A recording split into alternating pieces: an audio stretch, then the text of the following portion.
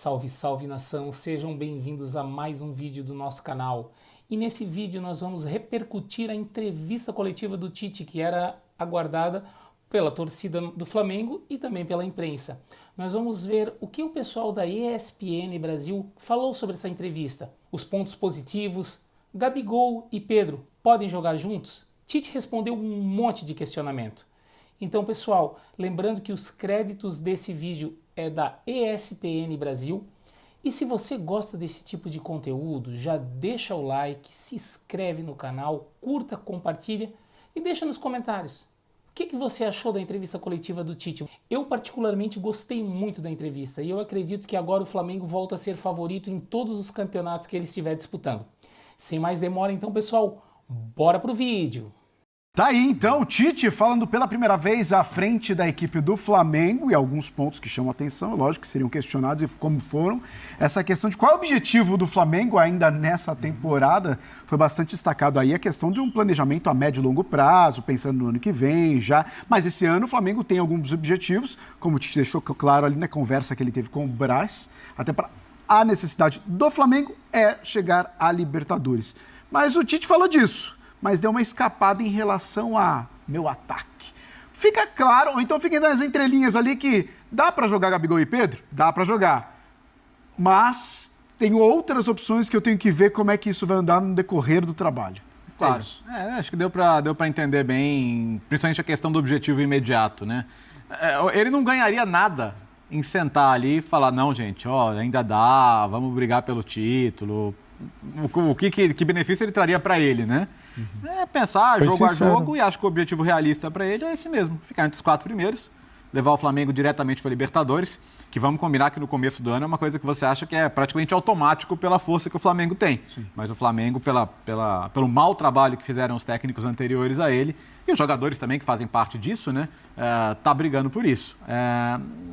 Mas ele tem boas opções e acho que o que ele deixou claro é que nada está descartado, né, em relação à possibilidade de jogarem juntos ou não. Agora, ele chamou a atenção sobre como o torcedor espera que o Flamengo jogue e que isso, na visão dele, não é negociável, que é um time que sempre vai ser agressivo, que vai tentar mandar nos jogos, que não vai especular, porque muita gente fala, mas o Tite, em alguns momentos da carreira, foi mais conservador, o que nem corresponde aos últimos trabalhos, eu acho. Mas em algum momento, sim, ele foi. Mas no Flamengo não vai ser, porque a cultura do clube, principalmente o elenco que ele tem, acho que impõe um outro tipo de jogo. Mas você acha que até hoje ainda vai ter essa cobrança de Gabigol e Pedro, Thiago, em relação a esse esquema do Flamengo? Porque foi a cobrança do Flamengo por muito tempo, depois de um tempo deixou de ser, até por conta de não poder contar com outros jogadores. Eu acho que vai existir essa cobrança pelo potencial que esses dois jogadores representaram já para o Flamengo jogando juntos, né? Principalmente com o Dorival. Por mais que a fase não seja ideal. E assim, eu acho que ele deixou nas entrelinhas que num primeiro momento ele deve utilizar um dos dois. Mas eu tenho alguns questionamentos com relação à forma que o Tite deve jogar com o Flamengo. Porque se a gente voltar um pouco no tempo e ver aquele Corinthians de 2015 campeão, você tem peças que lembram aquele time que ele pode jogar daquela forma. Você pode resgatar um Everton Ribeiro fazendo o papel de um Jadson pela direita, entrando pelo meio. Você tem, naquela época, você tinha um Malcom. E hoje você tem um Bruno Henrique que também pode fazer aquela função pela ponta. Você pode voltar agora para a seleção brasileira, essa reta final da seleção brasileira, que utiliza uma construção de jogo com um lateral. E aí ele teria que tirar, talvez, o Ayrton Lucas para colocar um Felipe Luiz para jogar como um terceiro zagueiro, para ajudar na construção de jogada pelo meio. Então, ele tem muitas nuances de jogo. Ele tem material, ele tem matéria-prima para trabalhar o Flamengo da melhor forma possível. Eu ainda acho que se ele enxergar aquele Corinthians campeão em 2015, ele vai encontrar um time mais ofensivo e com mais a cara do que o torcedor do Flamengo quer. Agora tem uma questão que pode ser importante. São 6 anos de um trabalho, um ciclo e meio de seleção brasileira em que a situação de treinamento é diferente, a situação de cobrança é diferente, onde ele vai ter que treinar todo dia, uma equipe que tem uma sequência de jogos importantíssimas, focando na Libertadores. E o que ele disse, uma classificação direta na Libertadores. Então, esses pontos ele vai ter que resolver o mais rápido possível, porque talento ele tem. Agora, será que ele vai conseguir colocar isso ao mesmo tempo com tudo que envolve essa turbulência que tomou conta do Flamengo nos últimos meses? Essa é uma questão que ele consegue trabalhar muito bem. E eu acho que ele pode ser um para-raio nessa situação. Ele pode chamar essa responsabilidade e dominar no peito e levar numa boa.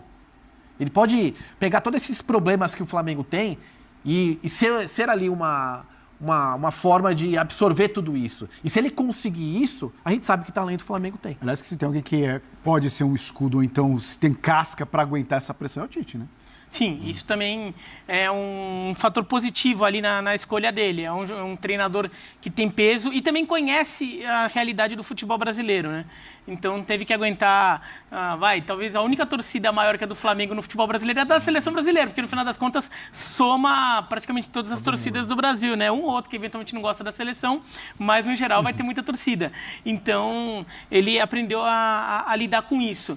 Na coletiva, ele fala muito, pergunta-se muito também, eu não estou nem falando muito do Tite em si, mas sobre a montagem do ataque, pensando muito no ataque, mas tem que pensar, acho que muito do processo de montagem do time na cabeça do Tite tem a ver também com a fase defensiva. E por exemplo, o quanto, colocar Pedro, Gabigol e Bruno Henrique tudo junto, legal, mas assim, quando perde a bola faz o quê? Tem que, hoje, no futebol de hoje, você também tem que pensar em como exercer uma pressão. Se você vai abrir mão de um jogador nessa pressão, você até pode fazer uma excesso escolha, 1 ou 2, ou até 3, que não parecia o Saint-Germain no ano passado. Mas é uma escolha que você tem que fazer e você tem que compensar também. Então o processo também vai passar por isso. Acho que o torcedor não pode ficar só pensando em como encaixar na hora de um passar a bola para o outro e chutar para o gol. Tem que pensar também, quando perder a bola, como vai recompor. Ou quem é que vai compensar o fato de ter menos jogadores com capacidade de marcação maior lá na frente. Então, acho que o Tite também vai pensar nisso. Acabou não falando muito nessa parte, até porque as questões não direcionaram para isso, mas acho que também seria uma coisa importante, que era uma coisa que o Flamengo do Jorge Jesus, que ainda é a referência para muita gente, de todo o potencial que o Flamengo tem, era um Flamengo que na época pressionava bastante, né? Era um Flamengo que era eficiente nisso, agora é mais difícil porque os jogadores envelheceram, né? Agora fisicamente já não tem tanta sobra. Os outros times também melhoraram a saída de bola, né? Os outros times também evoluíram, isso também a gente não pode ignorar, né? O futebol brasileiro como um todo cresceu muito desde aquele momento, coletivamente, mas acho que isso é uma questão que também tem que se ver. O Tite também não quis ser muito direto em algumas coisas, daí é óbvio, né? Ele fica achando, não, eu vou chegar aqui, meu time é esse aqui, ele não vai fazer isso, claro. E nem tem que fazer isso. Nem teria que fazer isso. Léo, só antes de ouvir sua opinião em relação a quem pode ser esse cara, então, pelo que a gente já conhece do Tite, como ele joga, ou então como ele gosta de jogar, quem são os caras do Flamengo que mais se adaptam a isso, quem você aposta, quem você mostra fichas ali, que vai ser um cara mais importante para o Tite dentro dos esquemas táticos que ele já apresentou durante a carreira. Vamos colocar uma lista desses técnicos, né? Porque o Tite faz essa aposta no Flamengo, como ele disse, também foi seduzido aí pelo trabalho a médio e longo prazo, mas a troca de técnicos no Flamengo é algo que para muitos tem prejudicado, inclusive, o trabalho e o sucesso, né? A gente coloca 2 aí, ó, para você, o Vitor Pereira e o São Paulo, que são os mais recentes aí nessa história do Flamengo, onde o aproveitamento do Vitor é 58,3% do português, e aí do argentino, 60,7%. A gente está falando de Flamengo, onde acaba sendo uma... Cara, o trabalho do Vitor Pereira foi tão ruim, cara, que ele teve nesse período campeonato carioca, e olha só, o aproveitamento dele é menor do que o do São Paulo, ele tá louco. A porcentagem de um aproveitamento aí, às vezes, muito baixo, perto do que as pessoas almejam. Léo, deixando esses dois de lado, isso aí já é passado. Tite, 2023, foco em Libertadores. 24 é onde realmente talvez a gente vai começar a ver mais, ou então uma evolução maior do trabalho dele. Mas hoje, com esse elenco, aproveitando até a pergunta do amigo jornalista ali, falando que muita gente com talvez um ciclo final ali de contrato para renovar ou não. Quem você vê ali com possibilidade, sendo aquela carta na manga do Tite, onde ele pode colocar mais fichas? Por exemplo, se a gente olhar para o histórico recente do Flamengo, tem caras que sempre que você precisou deles, eles entregaram. Um deles, não está chovendo molhado, que é o Arrascaeta. Jogador de jogo grande, jogador criativo, jogador decisivo.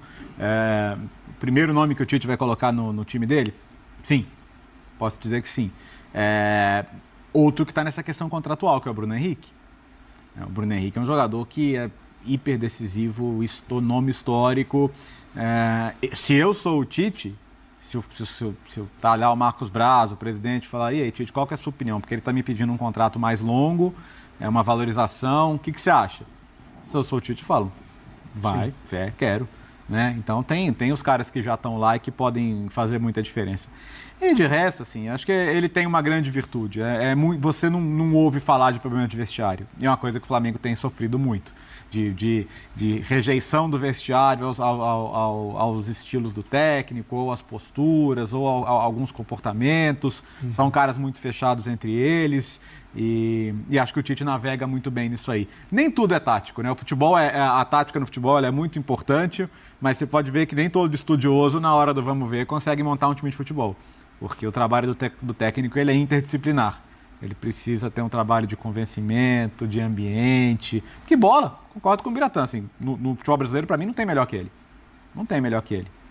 Mas as valências dele como técnico vão além disso. É isso. Fã de esportes, a gente vai falar bastante a respeito de Tite durante o Sport Center, durante toda a programação. O primeiro compromisso do Tite com o Flamengo é justamente na quinta-feira contra o Cruzeiro, jogo em Minas Gerais. A gente vai falar bastante disso aqui na programação e também no espn.com.br.